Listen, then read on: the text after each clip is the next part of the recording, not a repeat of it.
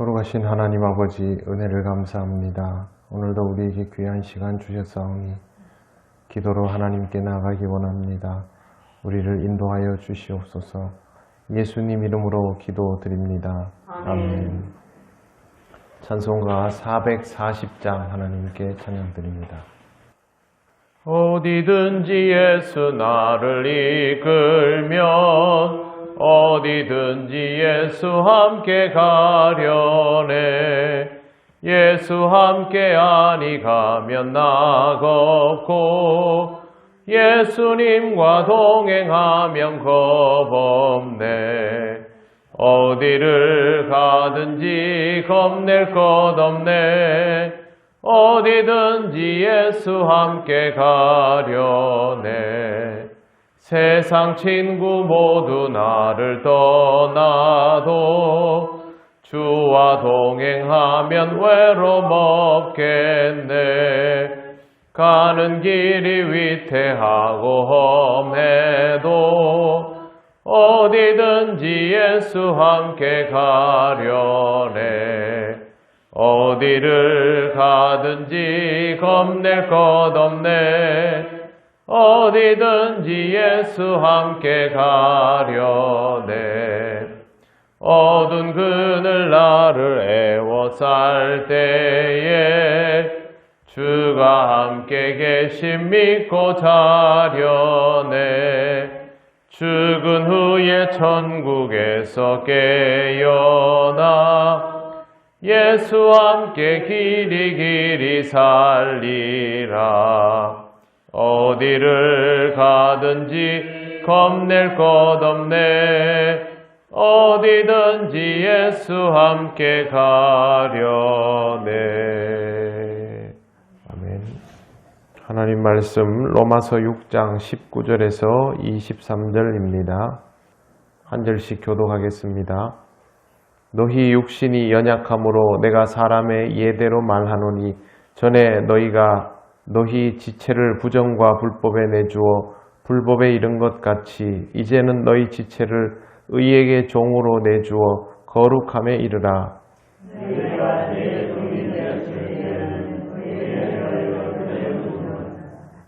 너희가 그때 무슨 열매를 얻었느냐? 이제는 너희가 그 일을 부끄러워하나니 이는 그 마지막이 사망임이라.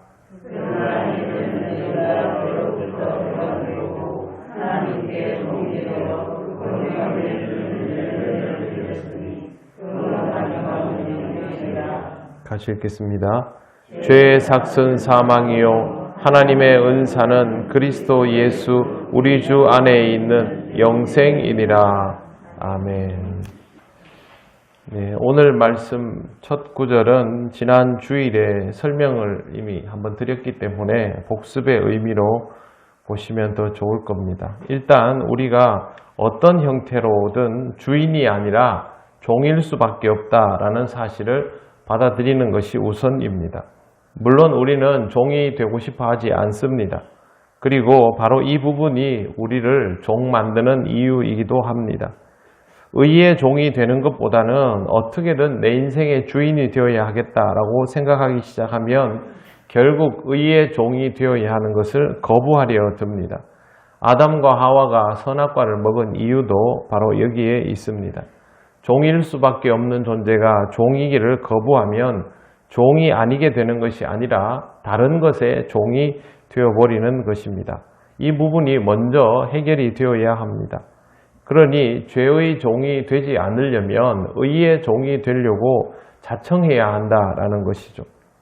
죄의 종이 되어버리면 의와는 완전히 단절이 됩니다. 20절 너희가 죄의 종이 되었을 때는 의에 대하여 자유로웠느니라.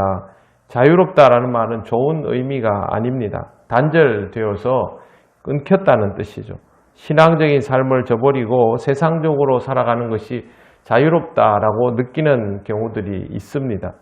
그래서 그 사람들은 신앙생활을 더더욱 꺼리지요. 하지만 결과적으로 어떻습니까? 거기에는 어떤 열매도 없습니다. 21절 보십시오. 너희가 그때에 무슨 열매를 얻었느냐? 이제는 너희가 그 일을 부끄러워하나니 이는 그 마지막이 사망임이니라. 자유롭게 의로부터 분리되어서 자기 하고 싶은 대로 살고 나면 언뜻 보기에는 좋을 것 같지만 나중에 보면 아무 열매도 없고 왜 그렇게 살았는지를 후회하게 된다라는 것이죠. 그런데 그걸 그대로 내버려 두면 마지막은 사망입니다. 그렇게 무가치한 인생을 많은 사람들이 살아가고 있고 그 끝은 결국 사망일 수밖에 없습니다. 죄를 따라 살아가는 삶의 마지막은 우리 자신이 완전히 쓸모없어져서 소멸하게 되는 것뿐이다라는 말이죠. 그렇기 때문에 우리는 바울이 앞으로 하게 되는 죄의 삭은 사망이다라는 말을 항상 명심해야 합니다. 그렇다면 반대로 의의 종이 된다면 죄에 대하여 자유로워집니다.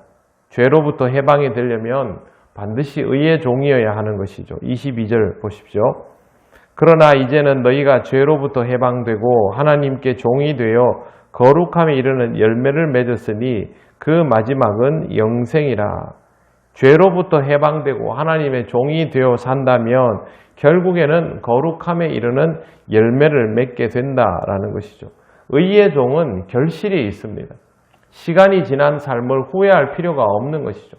살아갈 때는 고생스럽고 수고스러워도 되돌아보면서 후회를 할 그건 없는 거죠. 여러분 그리스도인으로 살아온 과정에 대해서 후회를 해보셨습니까? 내가 왜 예수를 믿어가지고 오늘 이렇게 살지? 저는 그런 경우는 못 봤습니다. 그리스도를 믿어 살아가서 수고스럽고 번거로워지기는 했지만 그러나 내가 주를 만나지 않았다면 어떻게 오늘 이런 삶을 살 수 있을까? 이런 말은 수도 없이 들어봐도 내가 예수를 왜 믿어가지고 이렇게 인생을 살았지? 들어본 적 없습니다. 여러분도 마찬가지일 것입니다.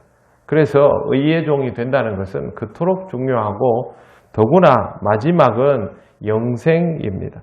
그래서 바울이 굉장히 유명한 말을 합니다. 23절을 우리 같이 읽어보겠습니다. 시작. 죄의 삭은 사망이요 하나님의 은사는 그리스도 예수 우리 주 안에 있는 영생이니라. 아멘. 하나님의 종으로 살아가는 사람은 하나님의 은사를 경험하게 되고 그리고 그 은사의 완성은 그리스도 예수 우리 주 안에 있는 영생입니다. 이걸로 끝입니다. 바울은 우리에게 주어지는 삶이 얼마나 귀한 것인지 똑바로 알아라 라고 말하고 있는 것입니다.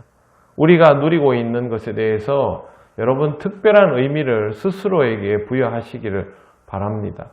우리가 하나님을 알지 못하고 이 세상에서 시작했다 할지라도 지금은 더 이상 하나님을 알지 못하는 사람이 아니며 우리가 따라야 할 길이 무엇인지도 분명히 제시되어 있고 그 길은 결코 헛되지 않으며 영생으로 이어진다라는 명백한 사실을 바울이 알려주고 있습니다. 여러분은 지금 가장 가치 있는 인생을 살아가고 있는 것입니다. 세상에 알려진 유명한 사람들이 그들이 이루어 놓은 치적들을 보면서 우리 같은 사람들은 하나도 부러워할 이유가 없습니다. 내 인생은 이미 나에게 최적화되어 있고 충분히 가치 있고 아름답고 열매도 맺어지고 하나님께서 영생도 주셨기 때문에 여러분은 충분히 행복하게 오늘을 누리고 살아가셔도 됩니다. 그리고 그 행복의 힘으로 오늘 여러분의 인생에 다가오는 수고와 번거로움들을 잘 감당하시고 시련과 시험이 있을 때 더욱 하나님을 의지하며 그것들을 풀어나가는 기쁨을 누리시고 하나님께서 주시는 귀한 열매들을 그 시련과 고난을 통하여 더 알차게 맺어가시기를 바랍니다. 제일 맛있는 사과는요, 제일 고생시킨 사과나무에서 나옵니다. 우리 인생도 마찬가지이죠. 우리 인생에 어렵고 힘든 부분들이 있다는 것은 우리 열매가 그만큼 귀해진다라는 뜻입니다. 여러분의 인생에 오늘도 아름다운 신앙의 열매를 맺으며 살아가시기를 바랍니다. 아멘. 기도드리겠습니다.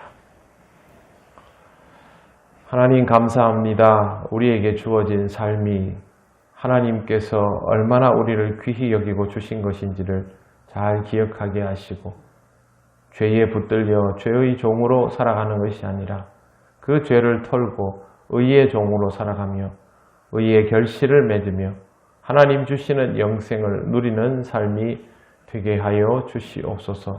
우리 통영교회 모든 성도들이 이 진리를 깨닫고 오늘도 기쁨 가운데 살아가며 평안을 누리며 하나님께서 주신 영생을 소망하며 살아가기를 원하오니 성령님 우리를 지키시고 인도하여 주옵소서.